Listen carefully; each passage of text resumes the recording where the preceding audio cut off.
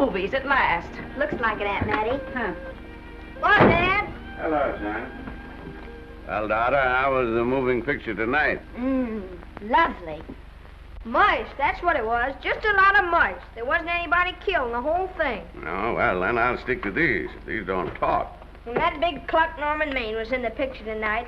Never does anything but kiss a lot of girls. Norman Maine is one of the best actors in pictures. You and your movies, that's all you think about. You shouldn't be allowed to go to them at all if you're asking me. Too bad I was so busy in the kitchen.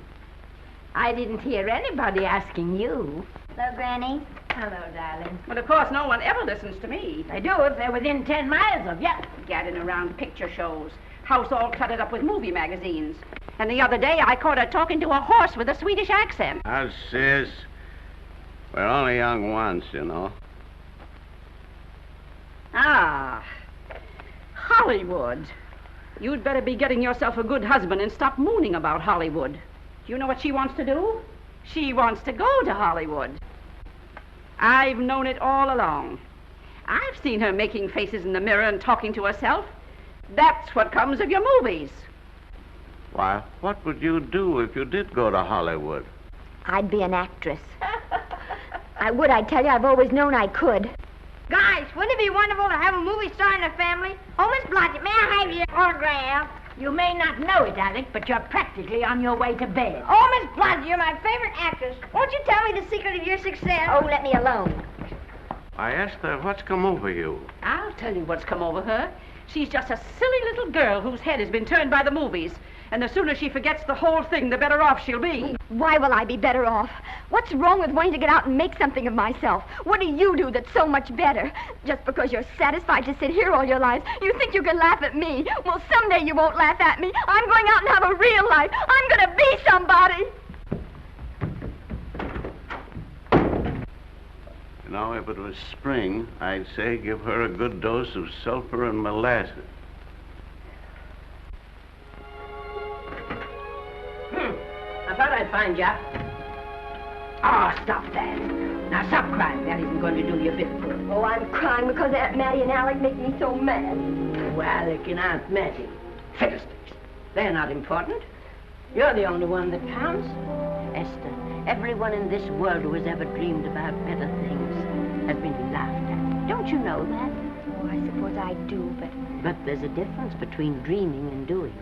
The dreamers just sit around and moon about how wonderful it would be if only things were different. And the years roll on and they grow old. And by they forget everything, even about their dreams. Oh, I don't want to be like that. I want to be somebody. Oh, yeah. You want to be somebody. But you want it to be easy. Oh, you modern girls give me a pain. When I wanted something better, I came across those plains in a prairie schooner with your grandfather. Oh, everyone laughed at us as they did at all the other pioneers. They said this country would never be anything but a wilderness.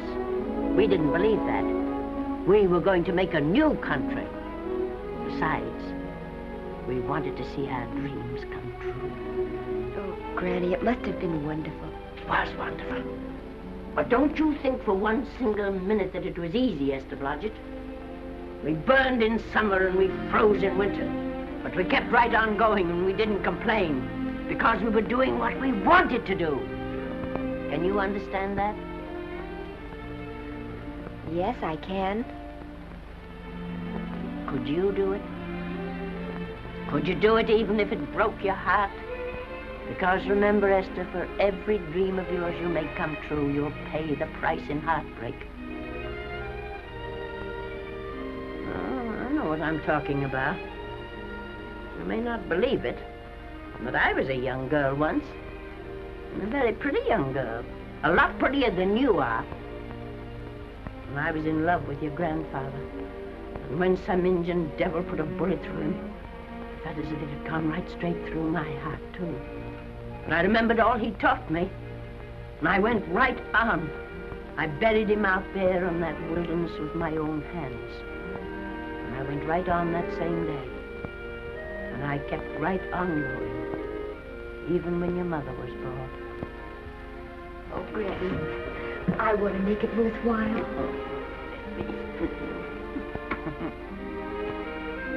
You know, Esther, there'll always be a wilderness to conquer. Maybe Hollywood's your wilderness now. From all I hear, it sounds like it. But if you've got one drop of my blood in your veins, you won't let Mattie or any of her kind break your heart. You'll go right out there and break it yourself. That's your right.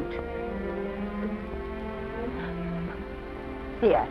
Oh, here. Stop that nonsense. Here. Take this and go to your Hollywood. Oh, I can't take your money. Well, why not? It's your savings. Well, I was only saving up for my funeral. Now I don't think I'm ever going to die. Oh, Granny, how can I ever thank you? By giving me your word of honor that you'll never tell a living soul where you got that money. I promise.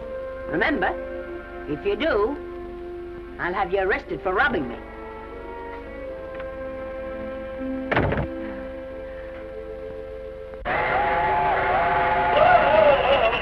Here we are. Want something, Granny? Oh, I can make it, dear. Oh, nice. Cold. I kissed Dad goodbye. Just a little kiss. He didn't even wake up. I bet you didn't try that on your Aunt Mattie. Oh, Aunt Mattie. Think of her face when you tell her. I am thinking about it. I've waited for that chance for 30 years. Here she is, girl. Oh, thank you, Cousin. Good, sir. Well, come on. Here's your prairie schooner.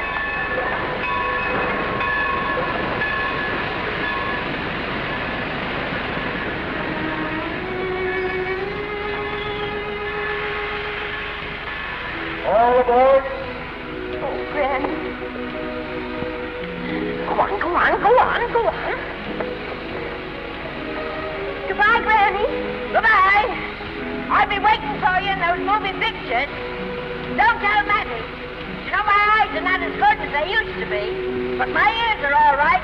So you remember, talk up good and loud. All aboard. Goodbye. Bye. Bye, Granny. Bye.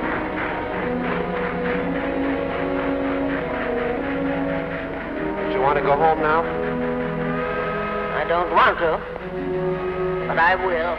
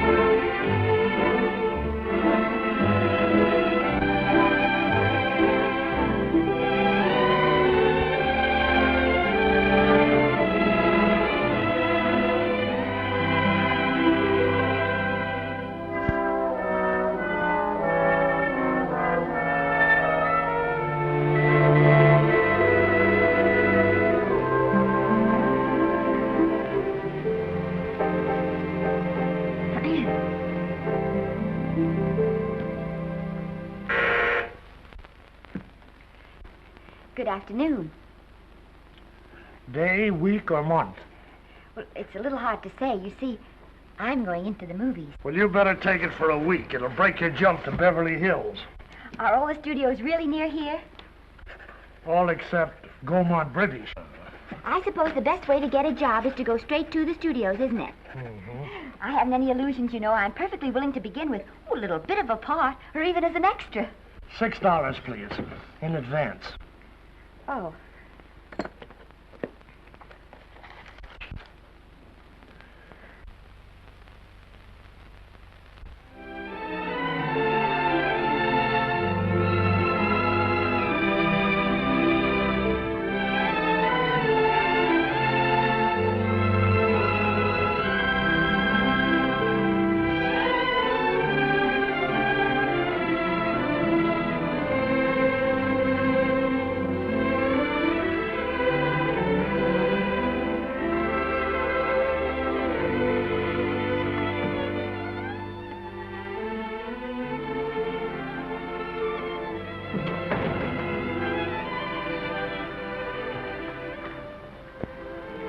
I beg your pardon. I'd like to register for extra work. How long have you been in Hollywood? Well, it's about a month now. We haven't put anyone on our books for over 2 years. Come here. I'd like to show you something.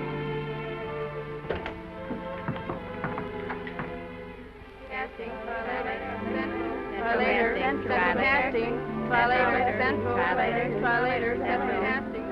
Every time you see one of those little lights flash, it's somebody asking for a job. Every time you hear them say, try later, it means there isn't any job. You can't keep the girls at the switchboard long. They go crazy. Every one of those little lights thought it was going to be a star. You still want to go in the movies?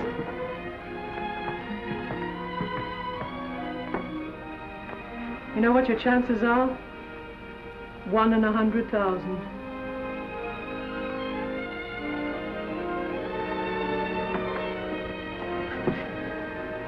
But maybe I'm that one.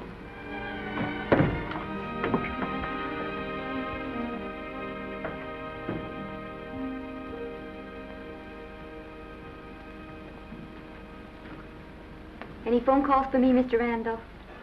Oh, no. Jesse Lasky and Sammy Goldwyn must be writing letters instead. How's the luck today? There wasn't any. Maybe you don't go at it in the right way. Now take Danny McGuire here. He knows the ropes. Don't you, Danny? Sure, I've had him around my neck for years. Huh? What? Oh, Miss Blodgett. Danny McGuire, our new tenant. How do you do? Mr. McGuire is a big director. Oh, are you really? Oh, could you possibly use me in a picture, Mr. McGuire? Of course, I haven't had much experience, but I don't think that really matters if you're willing.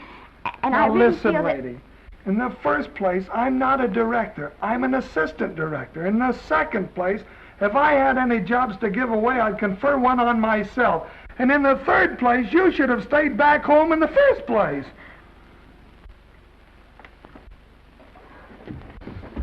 Oh, now look what you've done. Hey, wait a minute. Hey, don't be that way. Don't do that. Gosh, I didn't mean to get tough, but a guy thinks he's being kidded when somebody asks him for a job and he hasn't got one for himself. After all, I'm not a big enough shot to hurt your feelings. I'm sorry. It wasn't just that. It was a lot of things. Looking for a job every day and never getting any nearer to it. I guess I was beginning to get a little scared. I know. Lady, do I know. Well, there's only one thing to do for that feeling when you're tired and sunk and down to your last nickel. Come on and I'll buy you a drink. Well, it's not as bad as down to the last nickel. I've still got $11 left. $11? You're going to buy me a drink. Come on.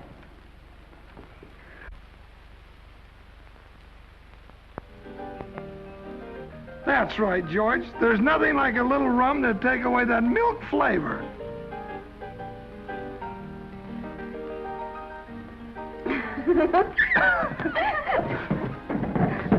I beg your pardon.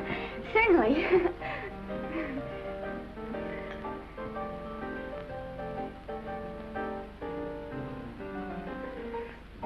And when I sign my contract, the first thing I'm going to do is see that you direct every picture I'm in. That's my pal. Of course, I'm going to be perfectly nice about it, but I'll just insist. Now, that's the way to talk. Don't let them lick you. Oh, I should say they can't lick me. If they try anything like that, well, I just won't sign.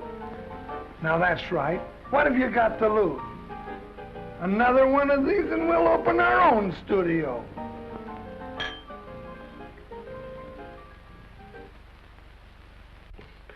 Bill rendered $24. Past due. Remit without further delay. Me.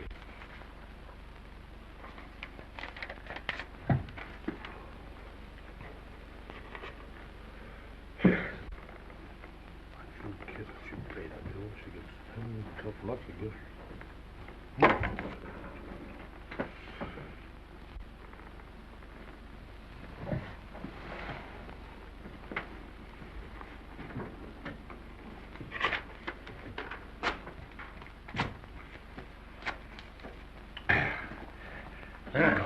The fifth race. Tri-cat. Who's riding tri-cat?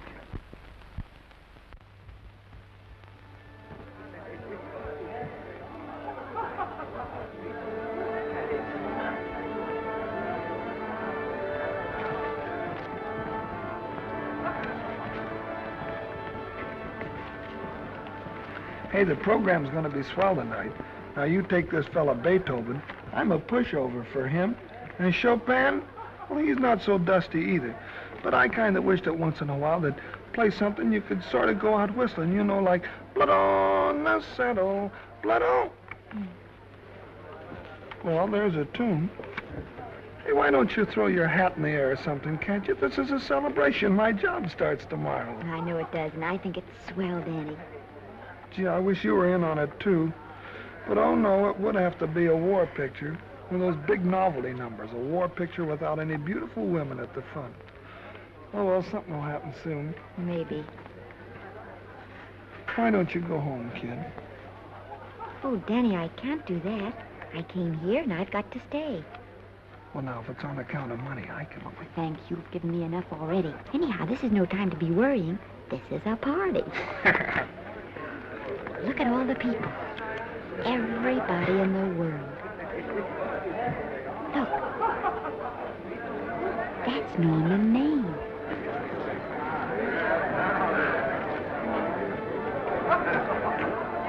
And he seems to have had that one extra cocktail.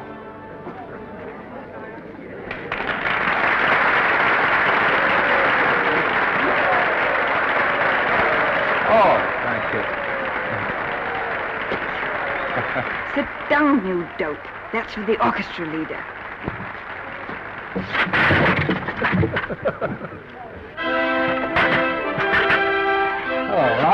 Hello, Norman. Oh, Mr. Maine. Mr. Maine, put your arm around Miss Regis. Otto, this is the Hollywood Bowl. Oh, afraid of crowds. Go on, get out of here. What's the matter? You getting too big to bother with photographers? Don't want any pictures taken now. Oh, is that so? Well, supposing I take it anyway. If you do, I'll shove that brownie number 2 of yours down your throat. Thank you, Mr. Mayor. Norman, stop it!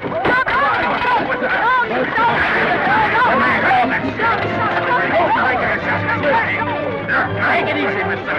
Mayor. Calm down. Normie, come back and sit down. Everybody's laughing at you.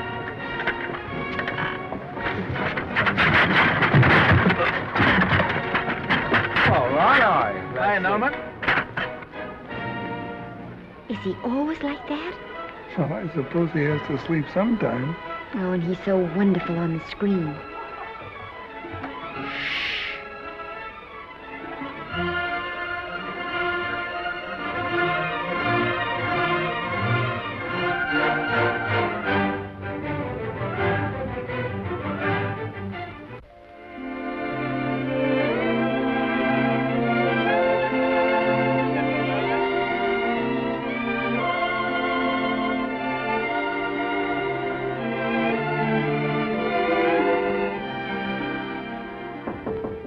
Come in. Danny? What's the matter? Well, believe it or not, I got a job for you. Danny, that's wonderful. When do I go to the studio? Well, you don't exactly go to the studio. Oh, it's on location. Well, it's not exactly on location. But of course, I haven't any makeup. Will you tell me what to get and sort of help me put it on? Well, you don't exactly need any makeup. You see, it's not really a picture job. It's being a waitress. Oh. Well, it's kind of a picture job if you look at it right. You said it was a waitress. Well, it's waitressing for Casey Burke, the big director over at our studio. He's giving a party tonight to kind of celebrate on account of finishing the picture, and he wanted me to get him an extra waitress, and it's $5. And I thought of you right away, Esther. That was awfully sweet of you, Danny. Well, there's going to be a lot of big people at Burke's house tonight, and I'll bet you there's any number of big directors, and if you're there, maybe they'll notice you. I could make them notice me. Sure you could, Esther. It's your chance. My chance. All right, Daddy, I'll do it. Oh, but I can't. I haven't got the right things to wear. To wear? Oh, here. Now, you don't think the wardrobe department's right next to my office for nothing, do you? A perfect fit.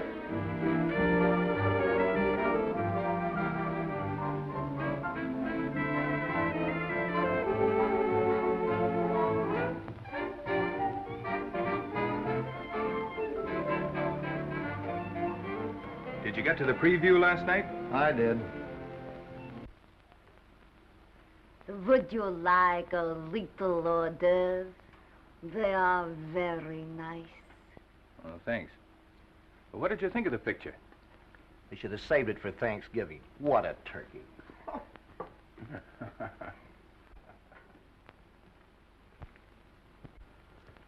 Will you have some hors d'oeuvre? You do like hors d'oeuvre, don't you? I don't think there's anything so enjoyable as hors d'oeuvre before supper, and these are rarely delightful.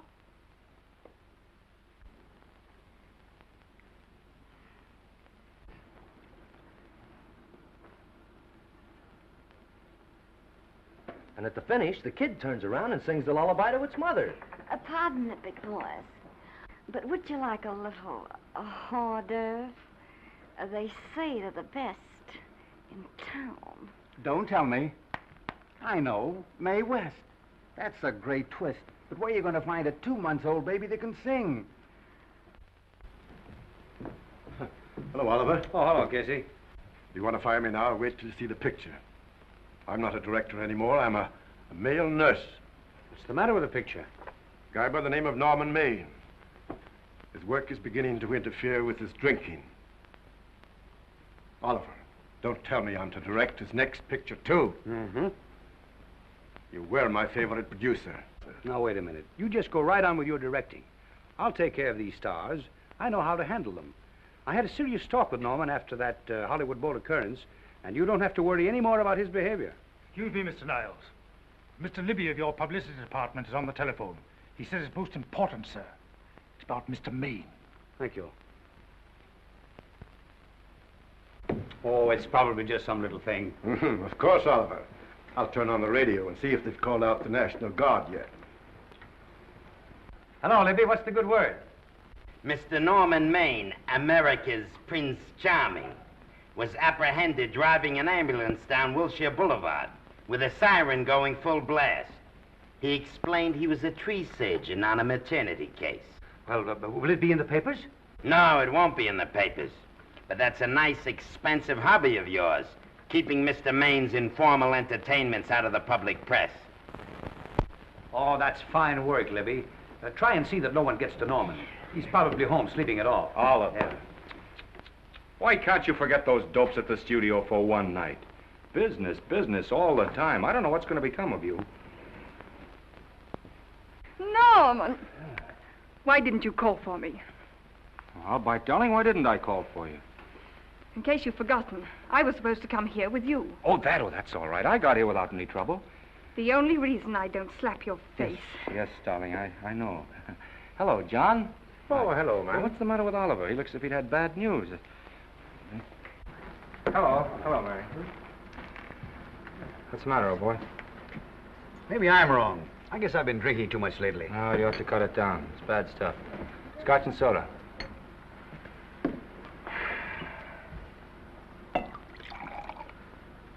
Come on. The word, you know, is pronounced when. Bad dialogue, Oliver. I'd rather not watch this. You know best. Soda. Thank you. Oh. Go ahead and say it. I've got it coming to me. Don't make it tougher on me, Norman. I don't want to stand here and preach, but take a look at my side of it. I'm trying to make pictures with you. I know. Costs are going up and the grosses are going down. No, it isn't that. I've made lots of money with you, and I can afford to take a loss. But I hate to see you going the way of so many others. Why don't you get Lloyd's to insure you against me? You can't get insurance against a man forgetting who he is. You're a great star, Norman, but there's nobody so big that he can afford to have people refuse to work with him. Who doesn't want to work with me? You... Quiet. Listen, I know plenty of people who do. Yes, and so do I. But your real friends can't stand seeing you start to fall apart. What do you mean by that? The first signs are always the same. Not being able to remember your lines. Cameraman struggling to cover your hangovers. And all because you have to have a good time. Every day and every night. Listen, I've warned you for a long time, Okay, Norman. Oliver, you're a swell guy. You won't lose any money on me. I'll promise you that. I'll be ready for the curtains when the time comes. When it does, here's my epitaph. And now I think I'll, have a little drink. Scotch and soda.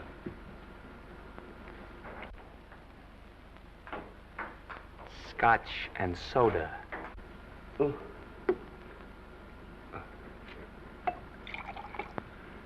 Come on.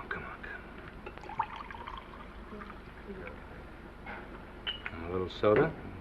Caviar? No, thank you. Yes, pardon me.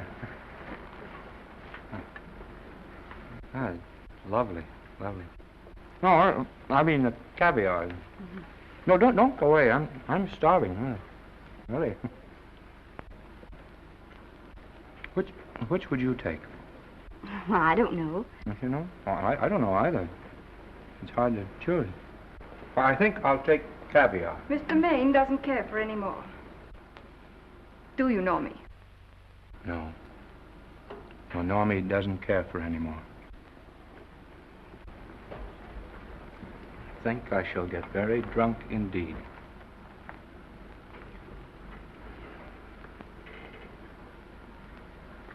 Scotch and soda. Sorry, I have something.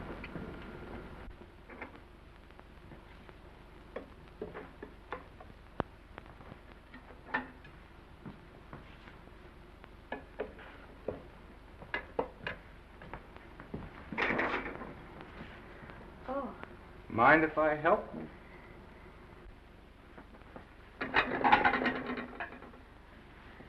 Won't they miss you? Oh, no.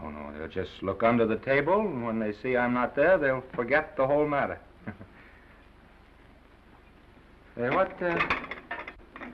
What's your name? Esther Blodgett. My name's Maine. I know. You do? What's so funny? I was just thinking about all your fans and how surprised they'd be to see you here helping me put plates away. Oh, they don't know my finer side. They'd be pretty envious of me, meeting you this way in person. Oh, how do you do? Well, tell me, are you disappointed? Yes. Oh, now you've done it. Oh, never mind that. That makes the room look lived in. Tell me, why are you disappointed? I was sitting behind you at the Hollywood Bowl the night you didn't want to be photographed. Yeah. I'm told I crept into many a heart that night. Oh, I can never explain this. You know, you have very pretty hair. You'd better get out of here. And a sensitive mouth. And a charming little Precisely why are you here instead of with the rest of the guests? I'm just trying to be helpful. I see. Are you sure there's no other attraction? Well, it might be that my old mania for putting plates away is coming back on me. It's rather odd. I always know where I can find you if there's a pretty girl around. It's not only odd, it's embarrassing. You're being deliberately insulting, Norman. I put up with this for long enough. Dear, don't lose your temper. Remember, we must try to keep the voice low. I know you'll excuse us if we go on with our work.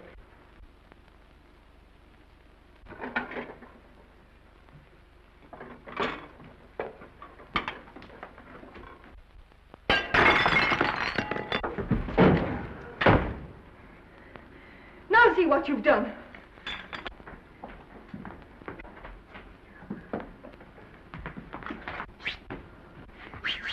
Come here. Help me up. Are you hurt? No more than usual.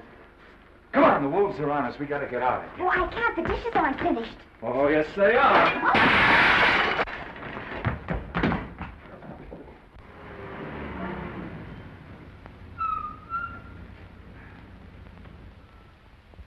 Well, I bet I know what you're going to say now. What? Good night. Good night, and thanks. Hey, wait a minute. Hey, you realize that all I found out about you is that you're foolish enough to want to go into pictures? But why is it foolish? Look at you. Yeah, that's what I mean. No, I'd rather like to go into this matter a little more thoroughly. Oh, that's awfully nice of you. So why don't we go on up to my place and talk it over? Oh, no. Thank you very much, but I really must say good night. Good night. But you're not angry. No. I'm hungry. Well, why don't you go and get something to eat? Good night, Miss Blodgett. Good night, Mr. Maine. Wait a minute. Peter, the least I can do is to see you to your door. Will I see you again? I hope so. Has anyone ever told you that you're lovely? Well, now you know. Thank you.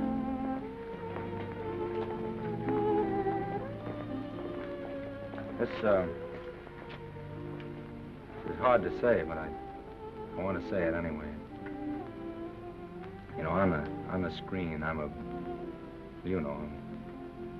in private life, well, you know. But whatever I do, I still respect lovely things. And you're lovely. You understand? Yes, I think I do. And it isn't that bump on the head that's doing this. Well, I'm glad.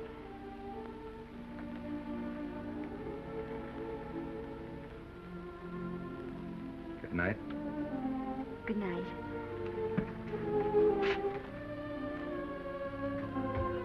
Hey! Do you mind if I take just one more look?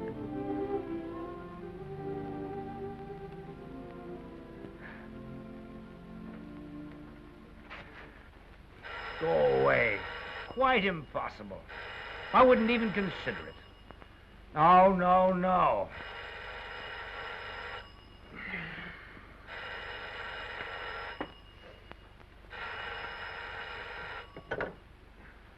Hello? Who is it? Who?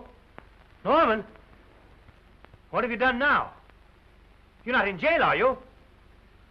Oh. Yes, I see. Oh, it's that again. I see. She's beautiful. Yeah, I know. You want me to give her a screen test? Yeah, certainly. She's got wonderful possibilities. Oh, you know she's got something. Well, you knew all the other ones had something, too. Oh, no. I tell you, Oliver, she's got that sincerity and honestness and sincerity and honestness that makes great actresses. Oliver, I am so sure of this girl that I want to take the test with her myself. Listen, Oliver, you've worked hard. You're entitled to a break. You get...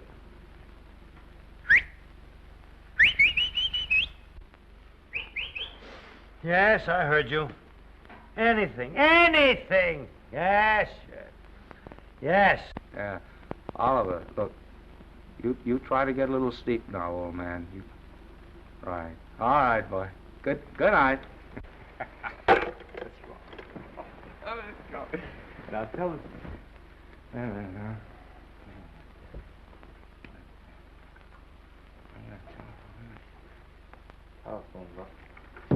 Telephone book.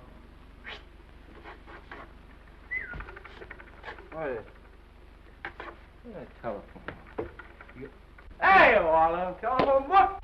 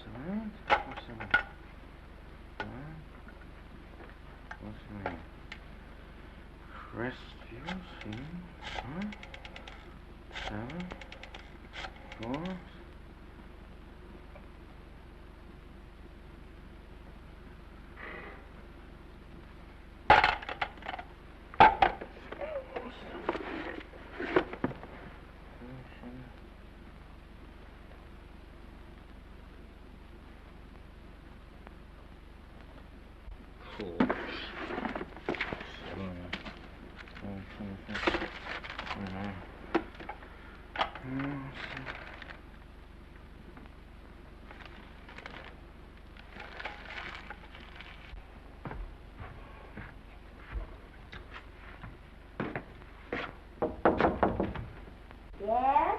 Telephone. For me? Some drunk trying to be funny says he's Norman Maine. Thanks, I'll be right down. And Miss Blodgett, would you give him a message for me? Tell him it's 3 o'clock in the morning!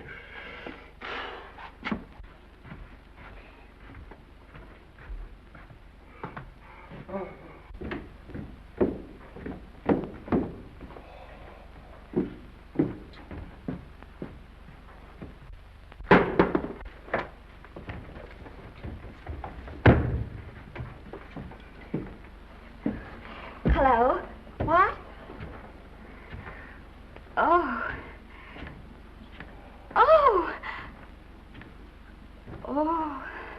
Oh, yes. I'll be there. Oh, thank you.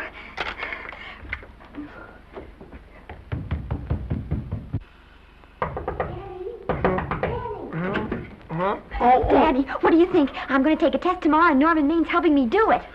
I'm taking one, too. Garble's assisting me.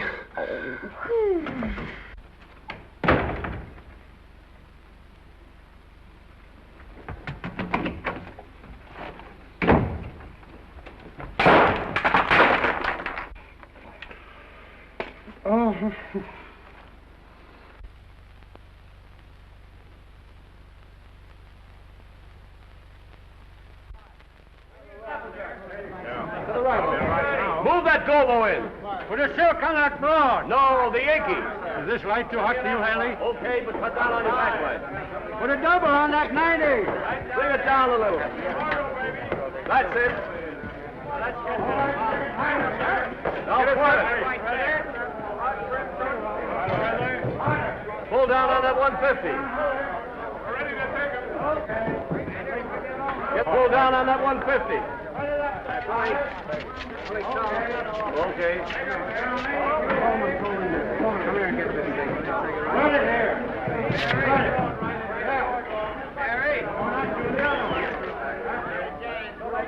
Bring me an apple box. Listen, gentlemen, please, if you don't mind. This is just a test. Ready, Mr. Burke? All ready, Mr. Burke. Ready, Mr. Burke? Ready now, Mr. Burke. All ready, Mr. Burke? Ready now, Mr. Burke. All ready, Mr. Burke? We're ready, Mr. Burke. All right, let's take it. Quiet! Quiet! Quiet! Quiet! Ready, Norman? Yeah. You ready, Miss, what's your name? You'll soon know your name, Esther. The whole world's going to know it. But I'm so scared. Maybe I better not try it today. Oh, come on, now don't be foolish. They all had to go through this. Harlow, Lombard, Myrna Loy, and now Esther Blodgett. All right. I'm ready. This is the take. Roll 'em. Quiet. Dave.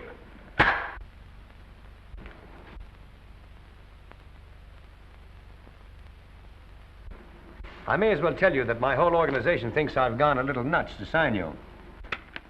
Well, maybe they're right. I've been nuts before. You see, all the experts seem to think that your type is a little mild for present-day taste. But I rather believe that tastes change, like eyebrows. And I think that also, like eyebrows, tastes are going back to the natural. You look like a nice girl. I think I'm going to like you. That's not important. I think the public will like you. That is important. Oh, yes. I see what you mean. I mean, I know it is. Only don't think it's going to be easy. Nothing you really want is ever given away free. You have to pay for it. And usually with your heart. Someone else told me that once. But you still have to work it out for yourself. Oh, well, all this is just a long way of saying, I'm glad you're with us and good luck to you. And now I'm going to turn you over to our demon press agent, Libby. Don't let him frighten you. He has a heart of gold, only harder. And for the love of Pete, learn to close your mouth and keep it closed, even in your love scenes.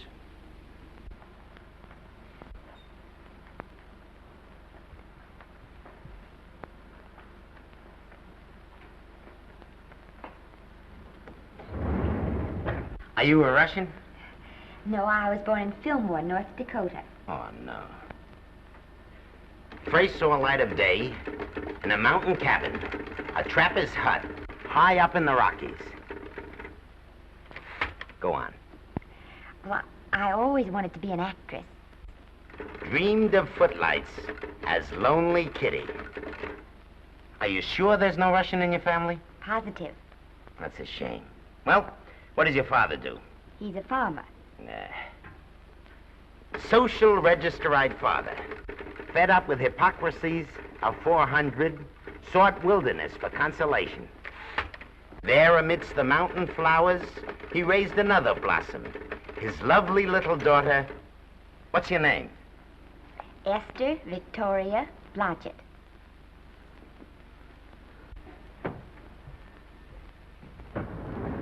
Greatly appreciating your attention in this matter, very truly. Do you know what her name is? Esther Victoria Blodgett. Hey, we'll have to do something about that right away. Esther Victoria Blodgett.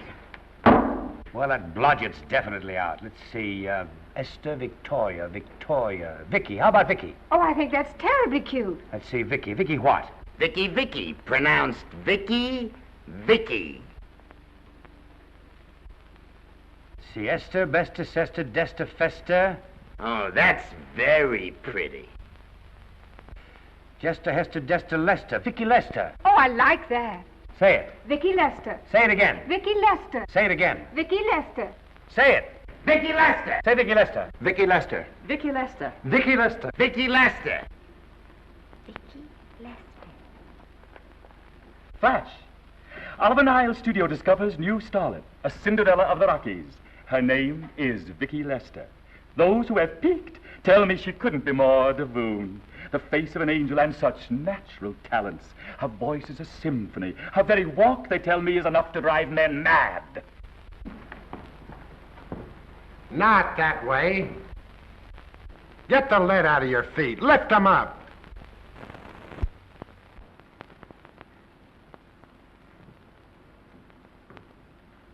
That's better. It's terrible, but it's better. The quality of mercy is not strained. It droppeth as the gentle rain from heaven. Cease. Through the mouth, my child, through the mouth. The nose is for smelling roses. Proceed. Does she have to look surprised all the time?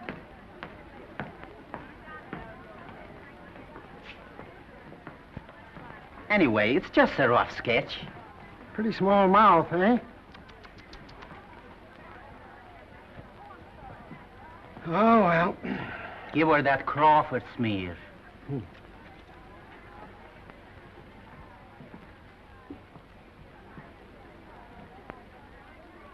This'll give her that Dietrich. Yeah.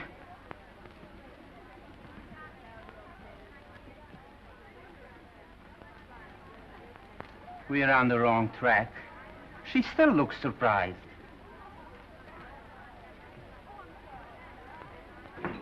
Listen, dress people. We're shooting on the set this morning, not in the commissary. Now, come on, snap into it. Acme Trucking Company? No. Mr. Smith is not in.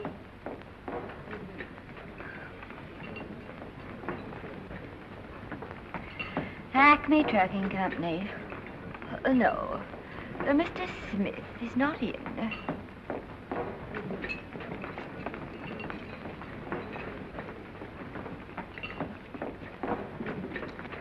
Good morning. What can I bring you, Mr. Maine? That just shows how long you've been here. Neighbor, bless you. How soon are you and I going to be married, huh? I don't know. You'll have to ask my mother.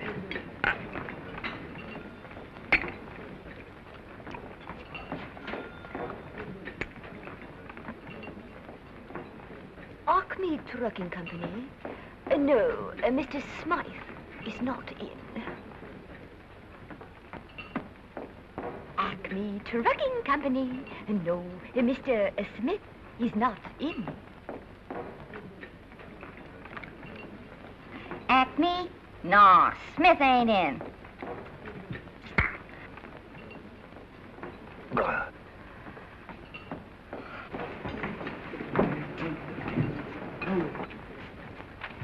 Acme Trucking Company? I'd like to speak to Mr. Smith, please. Mr. Smith is not...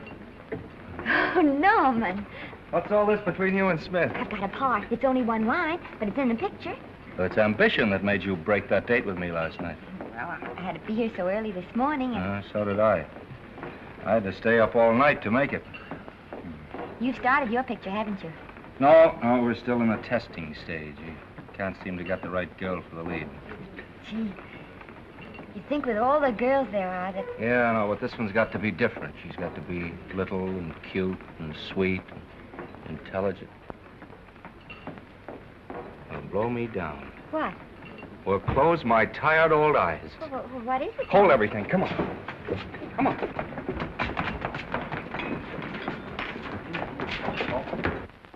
Had you been through the whole casting directory? I'll work day and night, Mr. Niles. And I'll work with her, Oliver. And I can be mean or nasty or anything you want, Mr. Niles. If she clicks, Oliver, you've got a star overnight. Okay.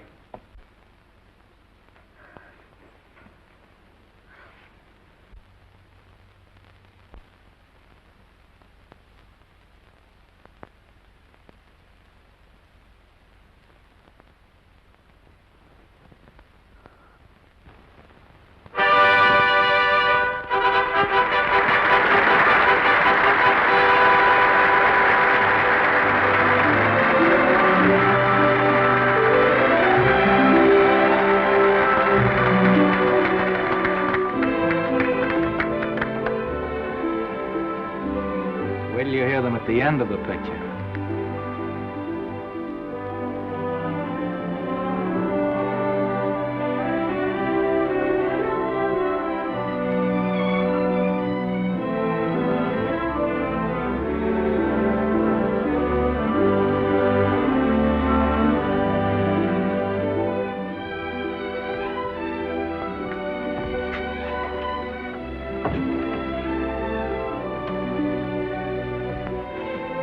Do you think we were noticed? By no one. They're much too busy playing at croquet. I've loved you all my life. But we only met 2 days ago. That's when my life began.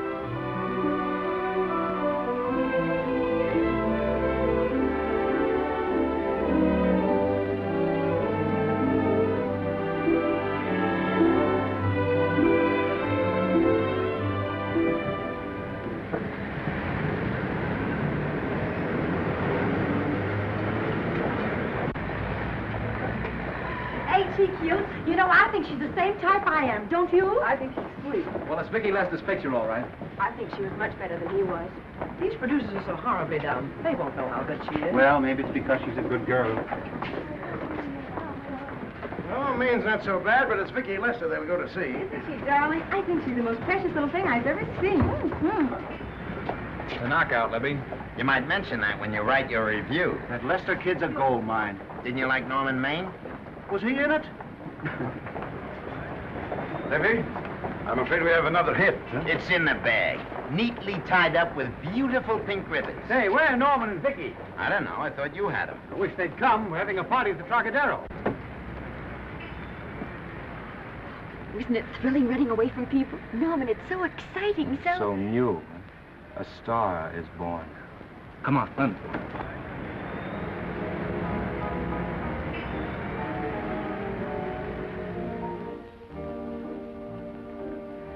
It's wonderful, isn't it? A crazy quilt. Oh. It's a carpet that's spread for you. It's all yours from now on, you know? Come, Esther. You're a success. You'll have everything in the world you want. I hope it'll make you happy. Hasn't it you? But then there was one thing I never had. Lots of times I told myself I'd found it, but I always knew I was lying. Still, I never stopped looking for it. Maybe it'll come. Well, I think it has come, Esther. I only wish it went too late. Oh, but it's not too late. Oh, you can't throw away your life the way I've thrown away mine and have anything left that's good enough. No. You can. Norman, you can. You mustn't tell me that, Esther. I'm so afraid that I'll believe it.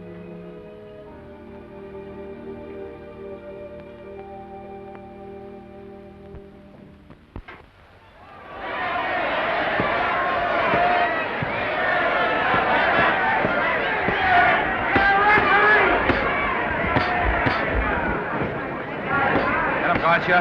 Shoot your right. Swell, isn't it? Lovely. What's Gotcha getting? Can't you hear me, Gotcha? Shoot your right!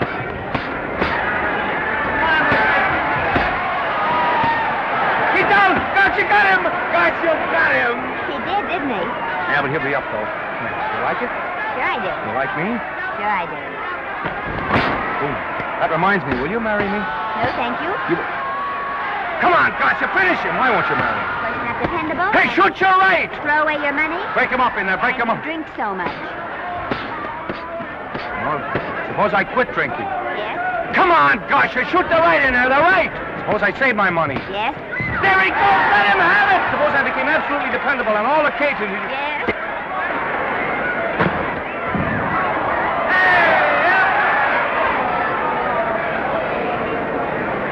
Hey, Gotcha, he's got him! He's got him! He certainly did.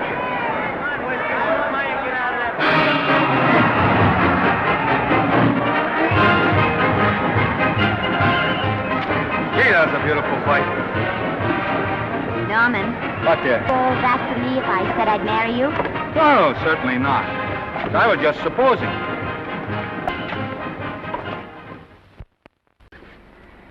We're going to be married.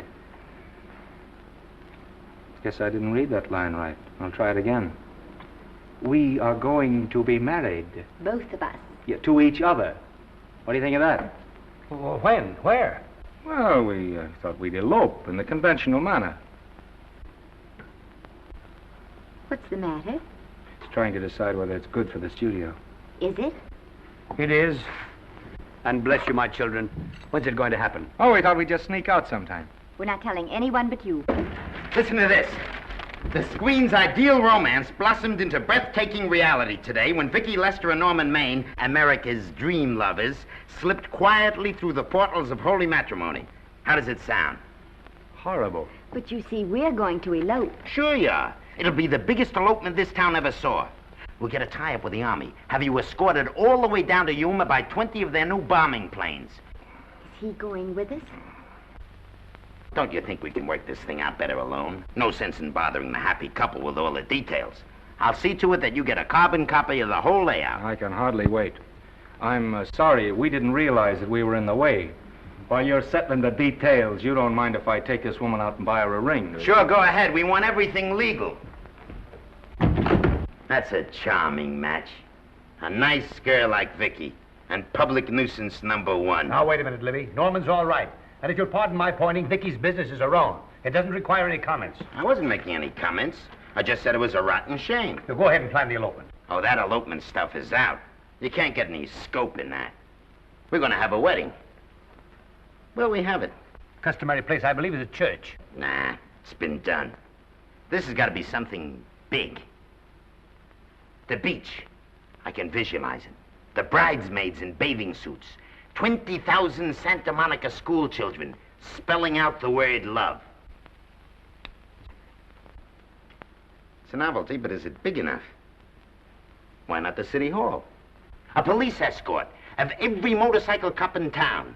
Sirens screaming, confetti pouring out of buildings like the Lindbergh reception in New York, only on a big scale. What's the matter? Isn't it big enough? And now if any man can show just cause why these two may not be lawfully joined together, let him now speak, or else hereafter forever hold his peace. Do you, Alfred Henkel, take this woman as your lawful wedded wife? Will you love, comfort, honor, and keep her in sickness and health as long as you both shall live? I will. Do you, I beg your pardon. Do you, Esther Blodgett, take this man as your lawful wedded husband? Will you obey, serve, love, honor, and keep him in sickness and health as long as you both shall live? I will. Place the ring on her finger. Hurry, please. Now, by virtues of the power invested in me as Justice of the Peace of San Bardo Township, County of Los Angeles, I pronounce you man and wife.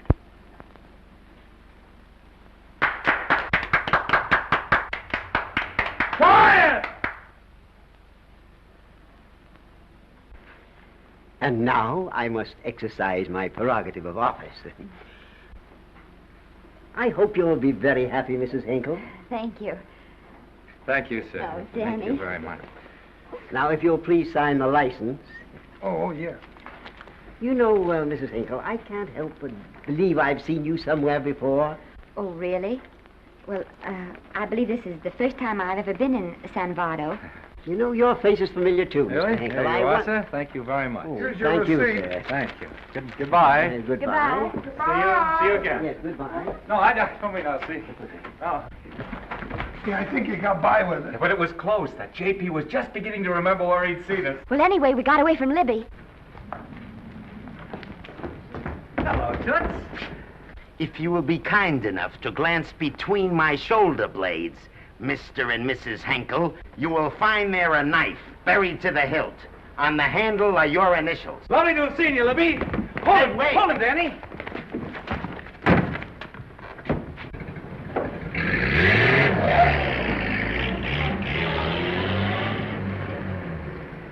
There go a couple of rats I raised from mice.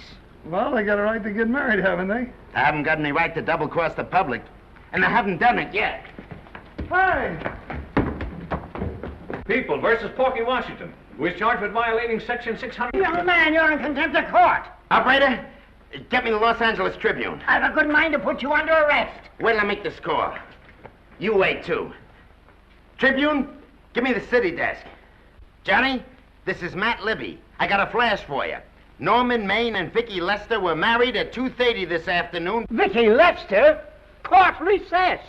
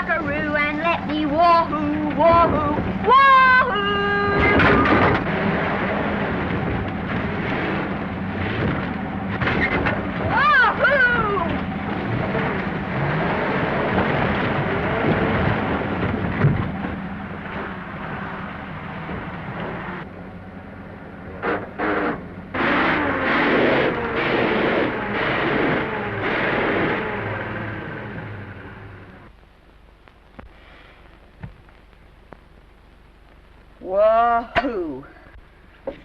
Hey, wahoo. I don't want to sound immodest, but I think I've stripped a gear. Well, sit down, won't you, and let's get acquainted. We'll probably be seeing quite a bit of each other from now on. Well, might just as well break the ice now as later.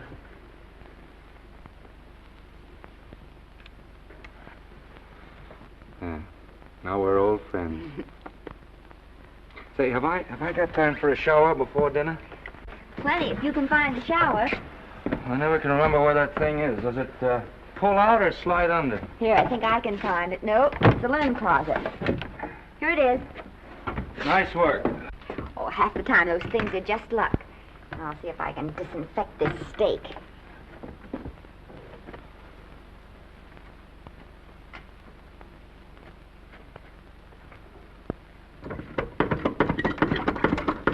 Yeah, Esther, there's no soap.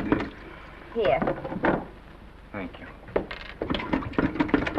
Oh, and Esther. Yes, dear? I'll need a washcloth. Oh. How you fixed for cigarettes? And you know I never smoke underwater. Hey, what do I do to make this thing work? Pull that gadget at the top and pray for rain.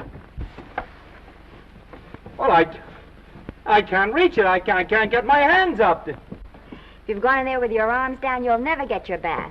Unless you're a contortionist.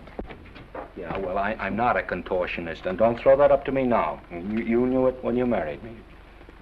Will you close this door, please?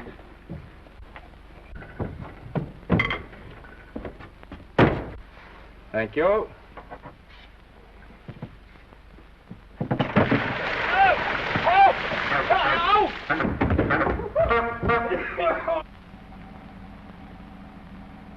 Norman!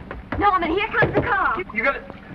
Huh? Here, quick! Quick what? Quick, go out and stop them and ask for help. Oh, I'll catch cold. Oh, you'll get warm again. Yeah, don't you? They'll recognize me. Now, then you keep your face down. Go on. There may not be another car for a week. Well, howdy, partner. Howdy. Stuck? Yeah, how'd you guess it? Can you get us some help? Well, I reckon not. You know, it's a long way to town. We're pretty busy down at the place. Well, I gotta get out of here. I've got my wife with me. Doesn't she like the country? No, and we're short of food. There's a lot of game in them woods. You know, well, my wife can't shoot. Well, you're sure up against it. Sorry I can't do anything for you. Well, wait, listen, I'll be frank with you. I'm Norman Maine. Who? Norman Maine. Well, my name's Judd Baker. Glad to have met you. Well, so long. Hey, wait a minute. Listen, you don't... So you're Norman Maine.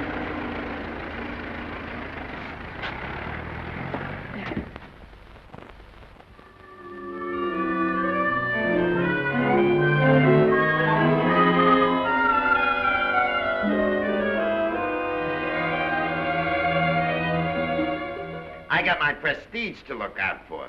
I'm supposed to be the best publicity man in the racket, and they laugh themselves sick when I even try to get a decent mention of Maine. Yes, I know how sensitive you are, Libby, and I don't like to see your feelings hurt. Thanks, boss. Now, Vicki, there's a dish for free space. But if Maine swam across the Pacific, the papers would keep it a secret. Well, the exhibitors don't like him, the critics don't like him, the public don't like him, and I don't like him. Who likes him?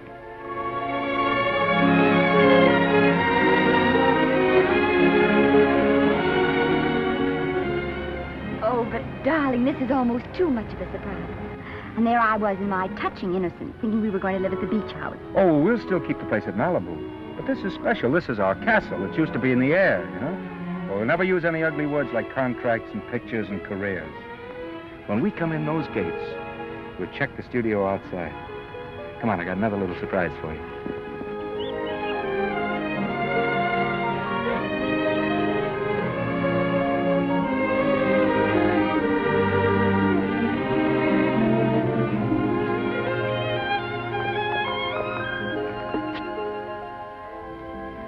Oh, Norman, it's lovely. So are you lovely. The whole world's lovely. Hey, hold it!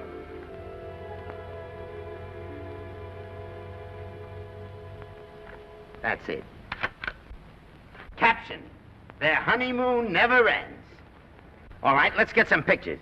Now, if the bride will sit here and the groom stand behind her, we'll have something unique. Now let's go after something different. You sit down and she'll stand up. Pretty radical, isn't it? Yeah, but in a nice way. Okay, Otto, fire. Caption, their honeymoon begins anew. Ah, the producer. Caption, their honeymoon ceases abruptly. Hello, Oliver, glad to see you. No, I'm glad you're back. Thank you. Vicky, how well you're looking. Hello, Oliver. Am I interrupting? Yes, thank you. Just want a couple more pictures. That's enough of both of them. What they're asking for is exclusives of Miss Lester. Alone. Oh, I see. Well, come on, Oliver, let you and me get exclusive. See you later, Vicky. Oh, don't worry, Otto. My camera smashing days are over. They ain't your only days that are over. Oh, hold that, Miss Lester. Gorgeous. Well, Oliver, how's the dividend situation? Very pleasant. I think we'll show $2 million on the next quarter. Oh, good. Smart move of mine to sell my stock, eh? Oh, well, when you need money, you need it. Well, some people save up for just such an event. You know, there's bound to be a rainy day occasionally. Yeah, but as a citizen of California, I've always refused to admit that. Yes, I know, but still it does rain. Well, anyway, you can thank me for some of those dividends of yours. Mm-hmm. Oh, can't you? Oh, sure. That was a little too quick, Oliver. The matter, the Enchanted Hour was a smash hit, wasn't it? Well, it made Vicky a star overnight. Yes, it should have. What about me? Oh, let's talk about business at the office, Norman. Beautiful pool you have here. Beautiful. Oh, now let's talk about it here. Didn't they like me? Well, maybe the pot wasn't just right. It was the best part of the year. Look, Oliver. You think I'm slipping? Can you take it? Yeah, go ahead. The tense is wrong. You're not slipping. You've slipped. Oh, my fan mail's still big. Norman. Fans will write to anybody for a photograph. It only costs 3 cents for a stamp, and that makes photographs cheaper than wallpaper. But every 25 cents they pay for a theater ticket buys them the right to be a critic. And your last few performances, Norman, have not pleased your critics. You remember I told you I'd be ready for the curtains when the time came? Here it is. Let's call off the contract, no hard feelings. We're not quitting, either of us. There's no explaining these things. We've all seen how the public turns. Maybe we can turn them back. I've got a swell script lined up for you. About Esther. If you think that I'm going to get in her way... Well, as a matter of fact, as it happens, there's no part in this story for her. I'd more or less planned to star her in a picture of her own, with that young Pemberton opposite her. He's coming along nicely. Good for young Pemberton. All right, Oliver. We'll make a try at it. Let's hope it's not too late.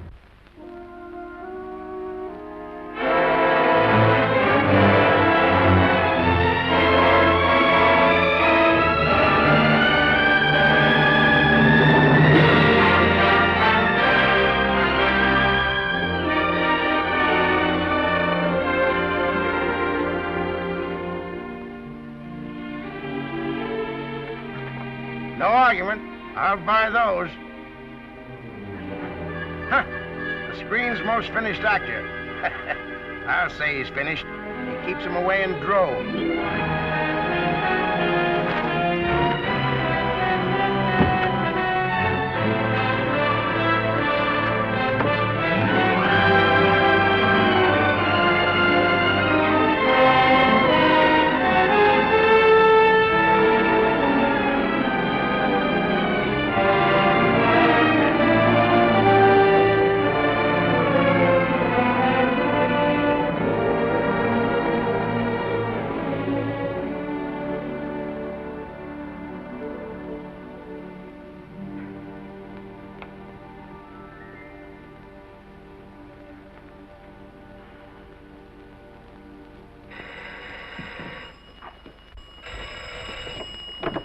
Hello? No, Miss Lester isn't home as yet. No, I'm not the butler. But I can take a message just as well as he can, honest. Oh, is that you, Norman? Swell. Listen, Norman, This is Artie Carver. Hiya, kid. Swell. Say, I hear you're through with Oliver Niles. Is that on the level? Oh, please, Artie. I'm not news anymore. Forget it. Say, what kind of a settlement did you make on your contract? Give me a figure so I can do a story on it. There was no money involved. We just called it quits. Okay, I'll fill in my own figure. Say, by the way, I've been trying to get an interview with Vicki for 2 weeks, but she's always busy. How about you giving an old pal a break by speaking to her for me? Sure, I'll ask her. Swell. So long.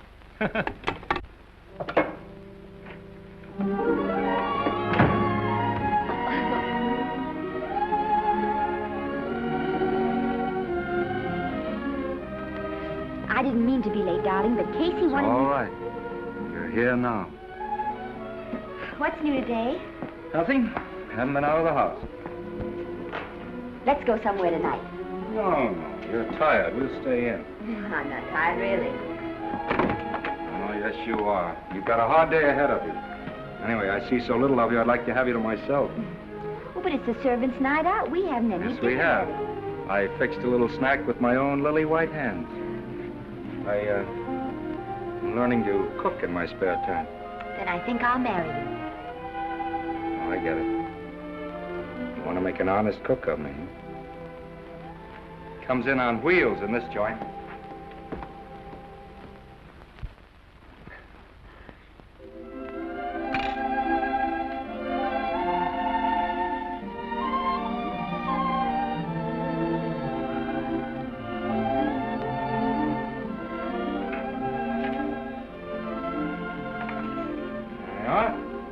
How's it look? Wonderful. Huh? That's what I thought. Now then, don't be formal, just pitch in. Yeah?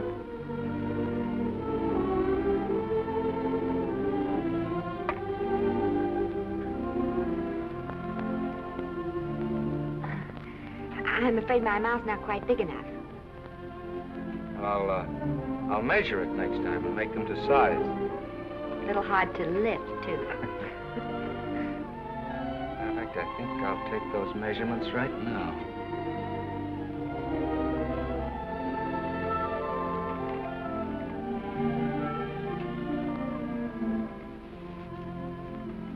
And that's what I wait for. All day. That's why I rush home without even changing my costume.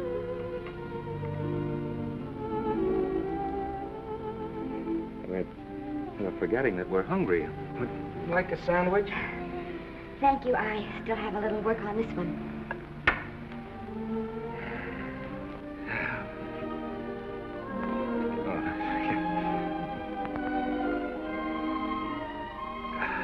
Norman, will you unhook my dress? I can't breathe. Mm-hmm. You know, all the time I thought it was the kiss that made you breathless. A lot of hooks, hmm? Uh-huh. Why don't you have a zipper? That's a good idea. You got it? Oh, yes.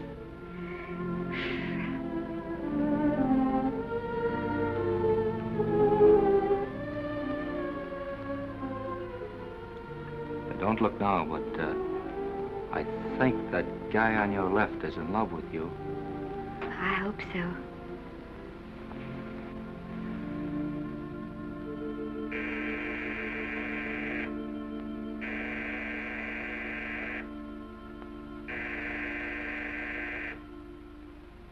It's the doorbell. Is it? Maybe they'll go away. Oh, I never do at a time like this. Here. Just a minute, dear. I'll be right back.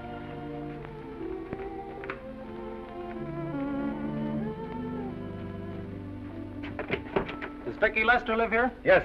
I got a package for her. I'll sign for it. Who are you? I'm her husband. Oh, sure. Sign right here, Mr. Lester.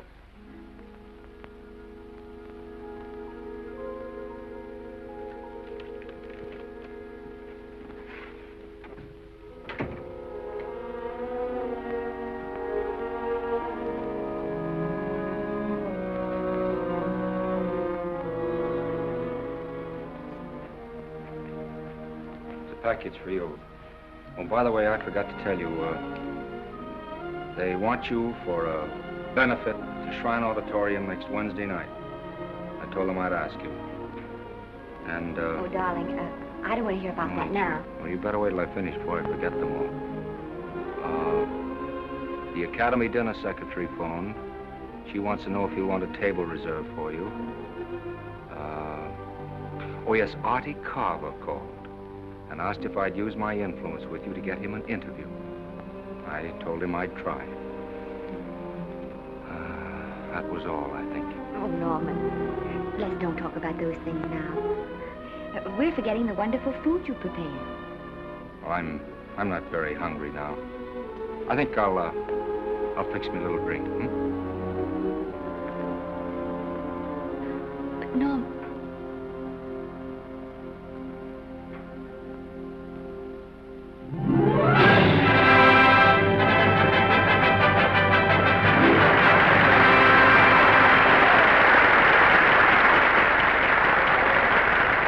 Norman would come. Now, stop worrying. And think how nice that statuette is going to look on your mantelpiece. Do you suppose anything's happened to him? But of course not. He's just been held up in traffic. You think about that statuette. And now we arrive at the climax of the annual dinner of the Academy of Motion Picture Arts and Sciences, the highest award within our power to bestow. We have already applauded with our hearts as well as our hands, while awards have been given those gentlemen who during the past year have rendered distinguished service to the motion picture industry. We now pay honor to the ladies, or rather to one lady. We offer to her the Academy Award for the finest performance of the past year. She has already had the world's acclaim, but this is the tribute of her fellow workers, the men and women of this industry. It is not only my pleasure, but my privilege to present this award to the actress who created the unforgettable Anna in Dream Without End, Miss Vicki Lester.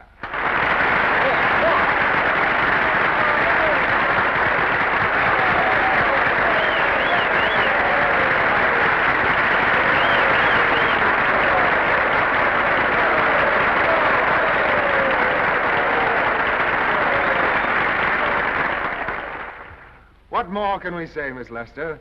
This says it all for us.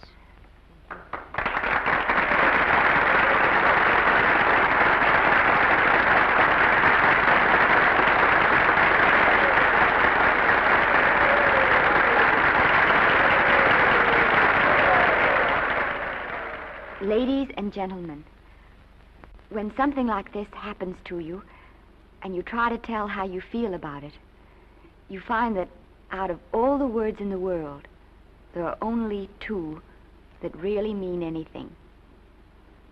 Thank you. All I can do is to say them to you from my heart.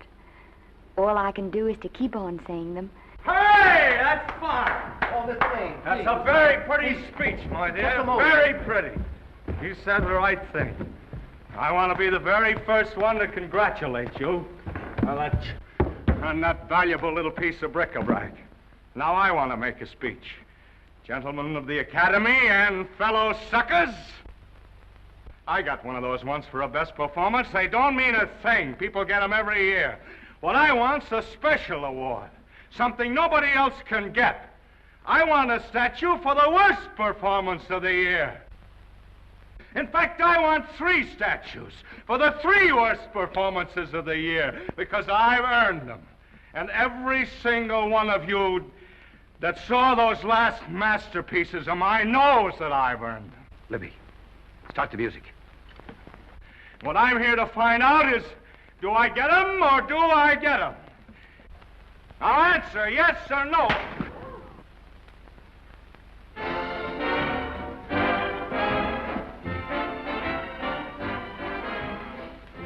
Norman, darling, let's go and sit down.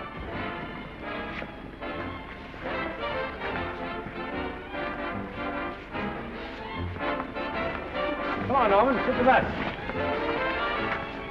Glad to see you, Norman. Hello, Norman.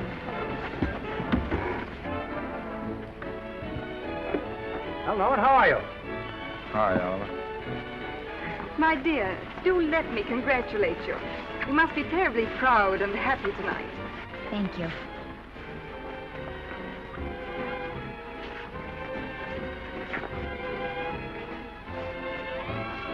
Somebody give me a drink.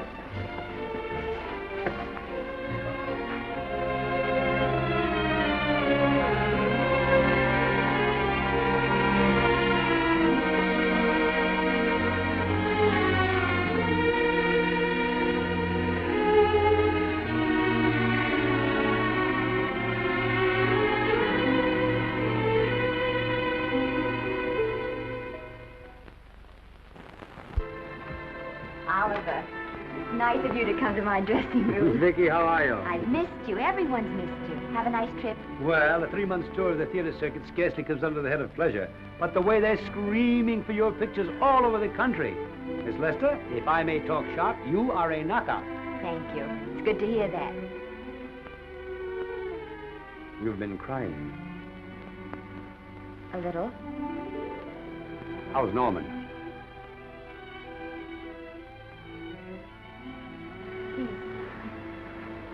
Well, he's trying awfully hard, Oliver. Letting Norman leave this studio was the hardest thing I ever did. There was nothing else I could do.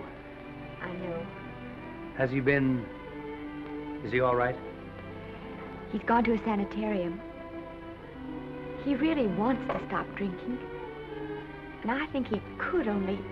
Well, perhaps if he could start working again, there would be some encouragement. Oliver, could you do that? Yes. Oh, thank you. But he mustn't ever know I told you. He won't know, and you mustn't worry. I want you to keep up your good work in this picture. I'll try, Oliver. That's the one thing I can do for you.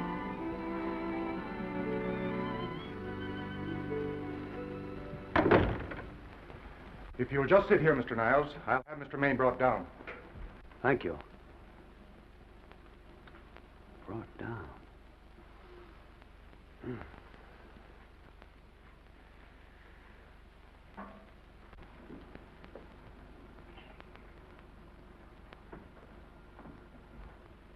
Hello, Oliver.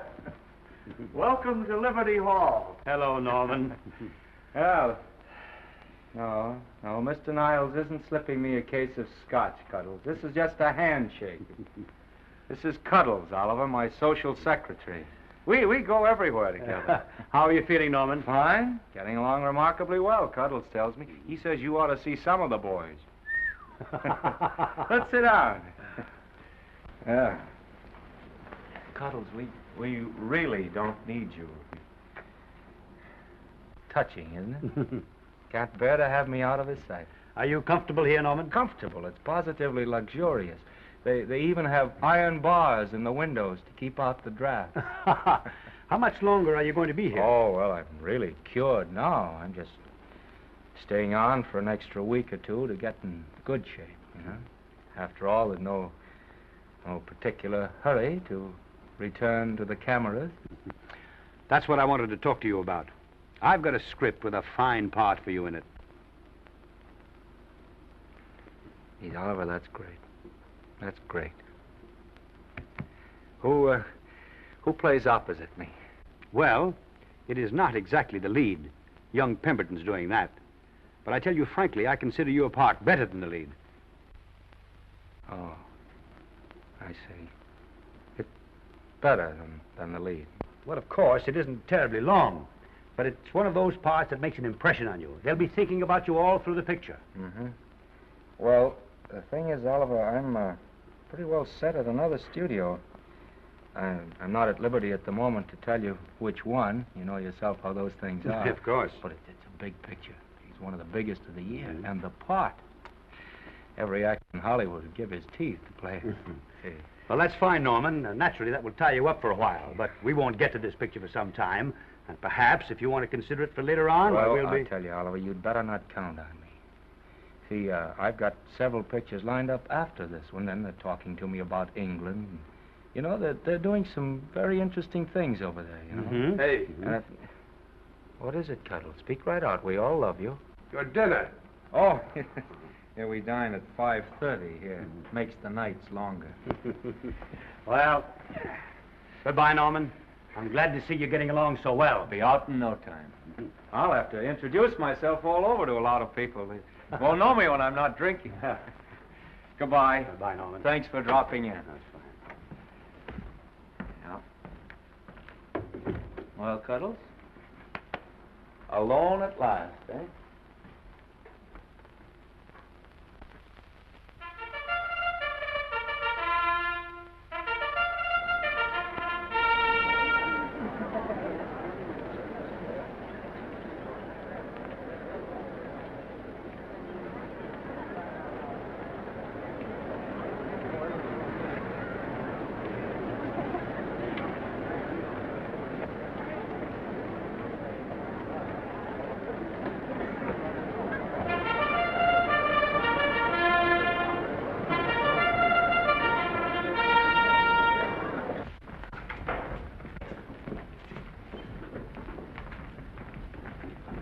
Oh, Bert?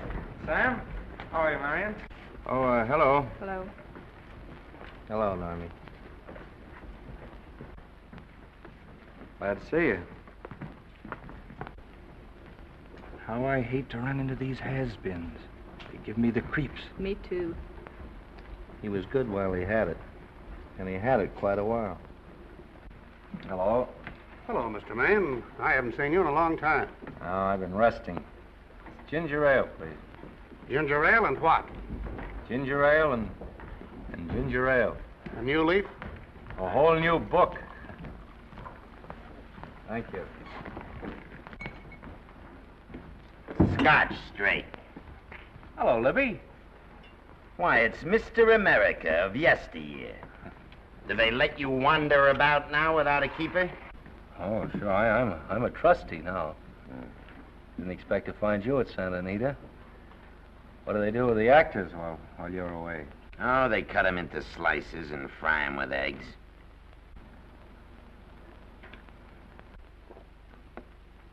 I suppose you'll be here all the time, now that you've retired from the hurly-burly of the silver screen. Well, we're living down in Malibu now, and pretty lonesome with Esther away working all day. Well, I wouldn't squawk about that if I were you. It's nice to have somebody in the family making a living. Oh, wait a minute, Louie. I don't want to forget that we're friends. Friends, my eye. Say, listen, I got you out of jams because I had to. It was my job, not because I was your friend. I don't like you, and I never have liked you. Nothing made me happier than to see all those cute little pranks of yours finally catch up with you and land you on your celebrated face. Where do you work, baby? Always wait till they're down, then kick 'em. I don't feel sorry for you. You fixed yourself nice and comfortable. You can live off your wife now. She'll buy you drinks and put up with you even though nobody else will. We're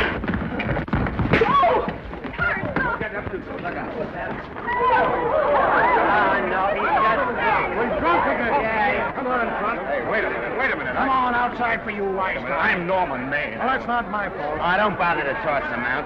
He's harmless. All right, Mr. Libby, if you say so. Sure, let him go. What can he do? He can't fight any better than he can act. It's Norman Maine. Oh, he's drunk again. Why, he's been drunk for years.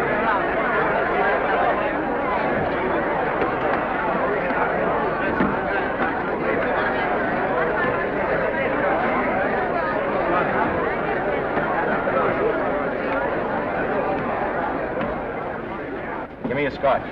Double. Leave the bottle here.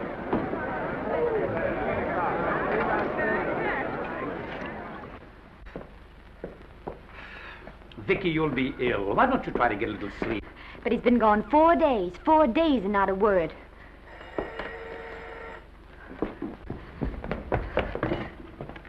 Oliver, I can't. I just can't. Hello? No, this is Oliver Niles speaking. What? Where? Thank you. What is it? Nothing, nothing. Oliver, tell me. He's in the night court. He's been arrested on a drunk charge. Now, he's all right. He isn't hurt. I'm going right down and get him out. I'm going with you. Vicky, it isn't any place for you, and if it gets in the papers, What there'll do be I care about the papers? I'm going with you.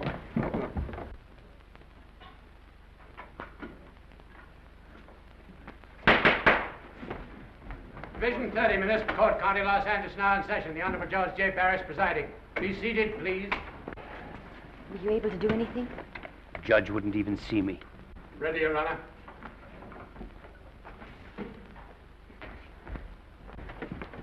I want to advise you that you're entitled to be represented by counsel, to be confronted by the witnesses that may testify against you, to compel witnesses to attend on your behalf to a public and speedy trial by the court or by a jury, and the right to be admitted to bail. Call the first 5.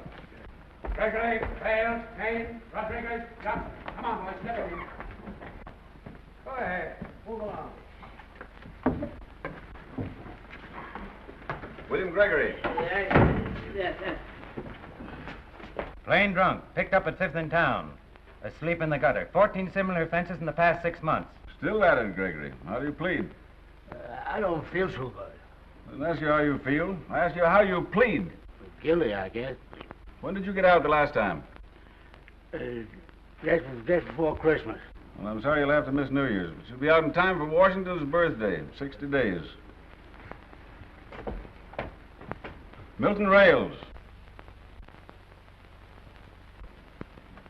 Plain drunk, picked up on Brooklyn Avenue, given treatment at receiving hospital, then removed to jail. How old are you, Rails? 17, sir. Did you take a good look at those men in the cell with you last night? Yes, sir. And have you taken a good look at yourself this morning? Oh, no, sir. Well, I suggest that you do. $5 or 2 days. Sentence suspended. Oh, Judge, Alfred Henkel, more commonly known as Norman Maine. Drunk and disorderly. Cracked car into tree at Sunset and Coronado. Evidently been drinking for days. Resisted arrest and injured one of the arresting officers. How do you plead? Guilty. You're Norman Maine, the actor, aren't you? You've come pretty low, haven't you? There's a man here who's had the advantages you've had. Look what you've done with him. You're nothing but an irresponsible drunk, driving about the streets with the power to inflict death or injury on innocent people. I think we'd better deny you that power for a while. 90 days in the city jail. Please wait.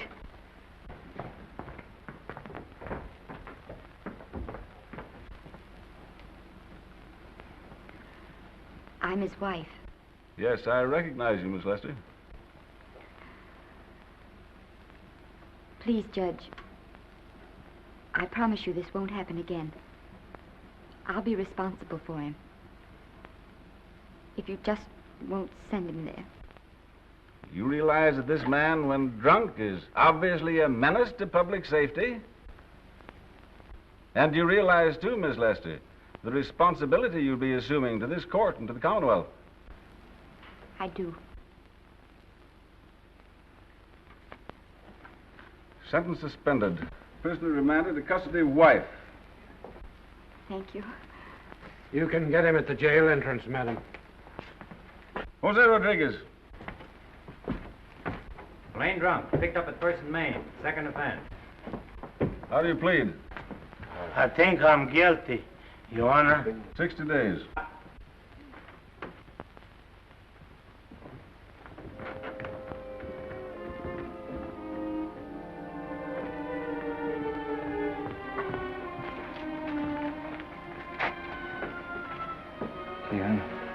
I'm so tired. Hold it, Mr. Maine, for picture.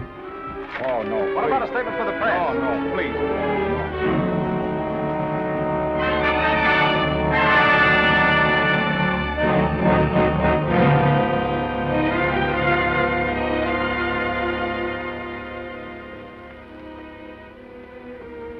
He's still asleep. He's been asleep nearly all day. That's the best thing for him. It's awful to see this happen to someone you love. And know in your heart that it can't get any better. I only know that all I can do now is stay with him and try to help him. So will I. And between us, we'll take care of him. You're very fond of him, aren't you, Oliver? And I'm very fond of both of them. Then I know you'll understand what I have to tell you. And after what happened last night, I think you already know what it is. I can't do any more pictures. I'm going away for good with Norman. But you can't do that, Vicki. You're at the very peak of your success, and you've worked so hard to achieve it. That's what's been wrong. Oh, I've thought it all out. Maybe if I hadn't been away from him so much, last night and what went before, it wouldn't have happened. Oh, I know it's too late to think about that now, but it may not be too late to go away with him and start over somewhere. It's your life you're giving up, Vicki. so I can try to give Norman back his. Can you honestly tell me I'm wrong to do it? No, Vicki. I cannot honestly tell you that. Then there'll be no more Vicki Lester.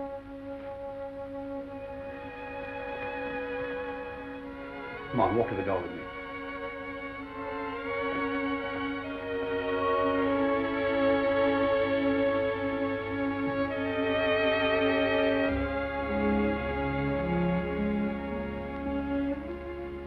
Goodbye, Vicki Lester. You were a grand girl. Good luck, Mrs. Norman Maine.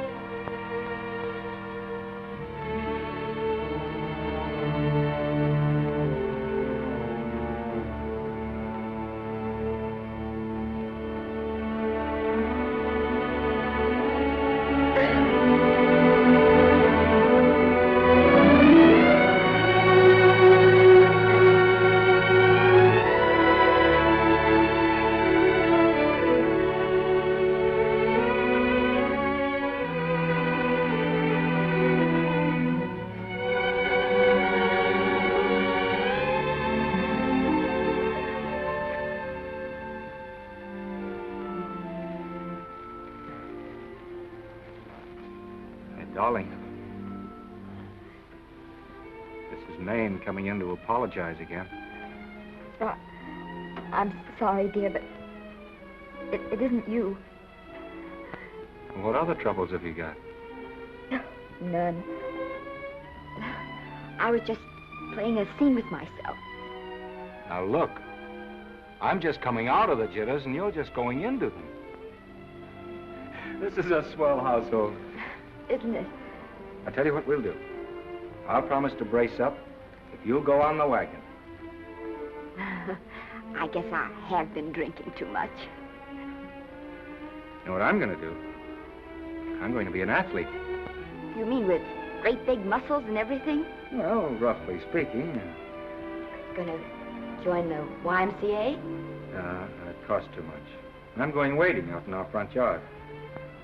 Now? Sure. Would you like me to go with you? Sure, if you'd like to. No, me. I don't think I will. It might spoil this beautiful, natural wave. Yeah, I guess that's right. But, darling, look, could you have a hot toddy,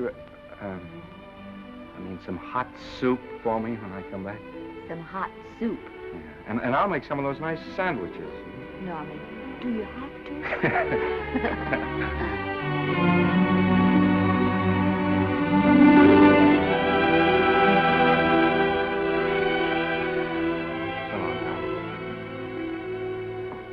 Now, don't stay in too long.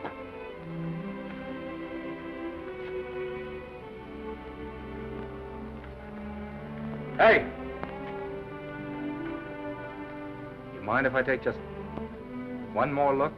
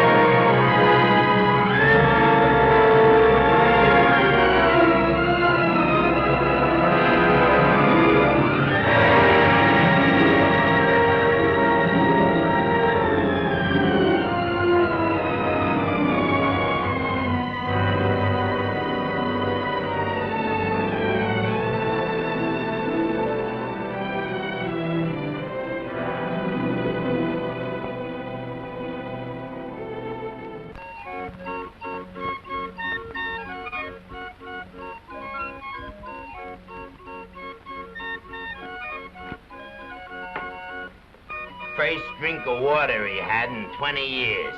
And then he had to get it by accident. Pardon me. How do you wire congratulations to the Pacific Ocean?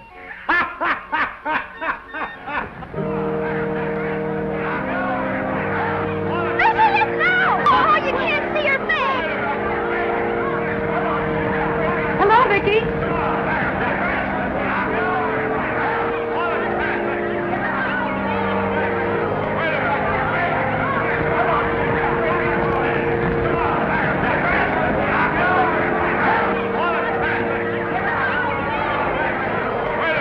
Can't you? Come on, Vicki, let's see your face. Vicki, will you sign my book for me? Write, this is Norman Maine. Don't you care, Vicki, you get over it. Stand back, can't you? Don't you cry, dearie. He wasn't so much.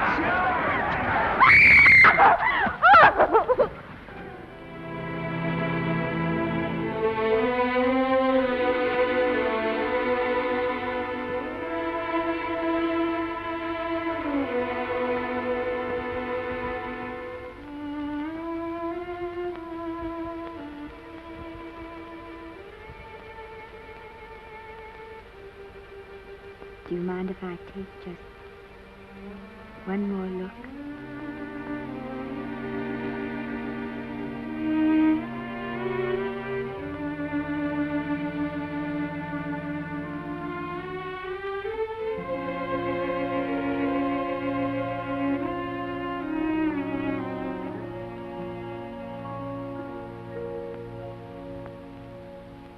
Here are the paychecks for the servants' graves. You'll find a very nice bonus in each one. Miss Lester asked me to thank you for your kindness and service.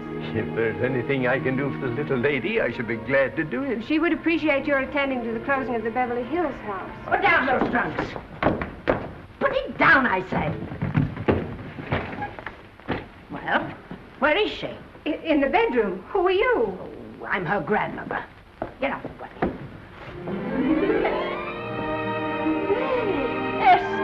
Granny, darling.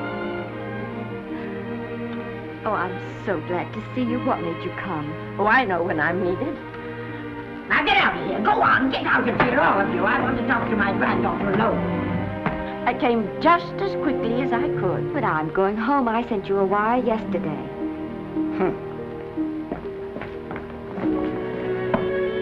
Sit down. Is it true that you're going to quit the movies? I never want to hear them again. What are you running away from, little girl? I'm not running away. It's just that I can't go on. My heart isn't in it anymore. Once I told you, if you get what you want, you have to give your heart in exchange. And you said you were willing. Do you remember? I remember. It seems to me that you got more than you bargained for. More fame, more success, even more personal happiness. Maybe more unhappiness. But you did make a bargain. And now you're whining over it. I don't think I'd feel so very proud of myself if I were you, Esther. I'm not, Granny. My mind's made up. Oh, and I'm sorry I gave you the money to come out here. It was just waste. Oh, but Granny... I was proud of you, Esther. I was proud to be the grandmother of Vicki Lester. It gave me something to live for. Now I haven't anything. I know.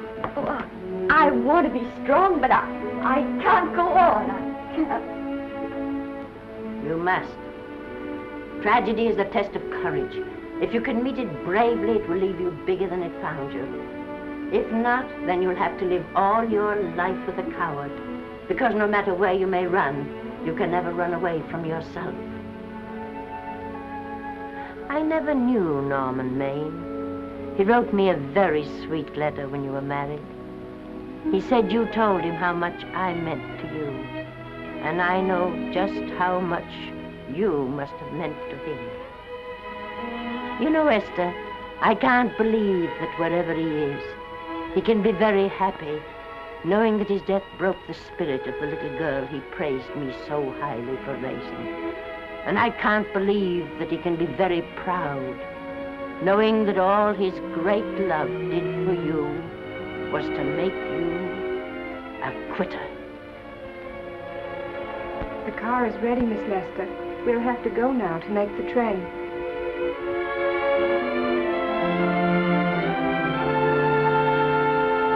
Put the car back in the garage.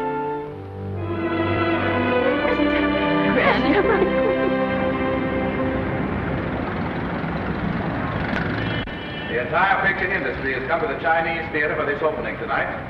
It has come to pay tribute to a great star on her long-awaited return to the screen in what has been called her greatest performance. It has come to pay tribute to the girl herself. The girl who has won the heart of Hollywood. The girl who has won the heart of the world. Miss Vicki Lester. And if I'm not mistaken, Miss Lester's car has just driven up. Yes, it is she.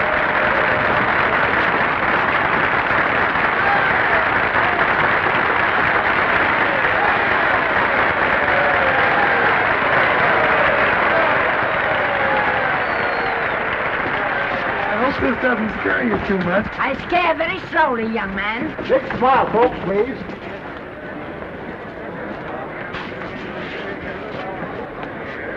They'll have your mug, I mean your face, plastered across half the papers in the country tomorrow. How do I look? Oh, you look swell. You're a liar, but I like you. And here's Miss Lester's grandmother. Won't you say a few words to the radio audience, please?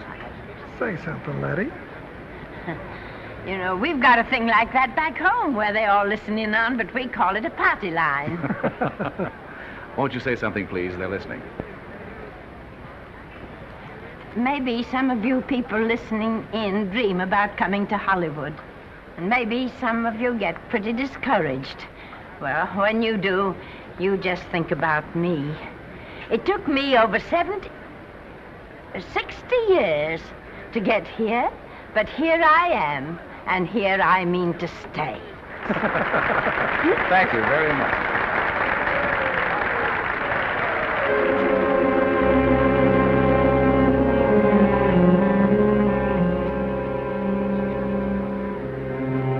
Miss Lester. This microphone is on an international hookup. Throughout the world, your fans are hoping that you'll say a few words to them.